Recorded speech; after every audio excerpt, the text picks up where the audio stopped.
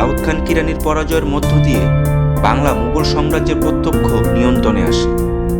মুঘলরা বাংলার একটি প্রগতিশীল শাসন ব্যবস্থা স্থাপনের লক্ষ্য নিয়ে বাংলাকে বহিঃশত্রুর হাত থেকে রক্ষা করতে গৃহনীতি গ্রহণ করেন। 1660 খ্রিস্টাব্দে মীর জুমলাকে তৎকালীন বাংলা প্রদেশের সুবাদার বা গভর্নর হিসেবে নিয়োগ দেওয়া হয়।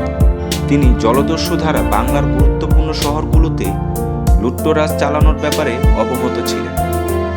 জলদস্যুর আক্রমণ থেকে রাজধানীকে রক্ষা করতে তিনি ঢাকার আশেপাশে 3টি জলদুর্গ নির্মাণের সিদ্ধান্ত নেন। নারায়ণগঞ্জের সোনাকান্দা দুর্গ তার মধ্যে একটি। সোনাকান্দা দুর্গের নাম অনুসারে উক্ত এলাকার নাম সোনাকান্দা।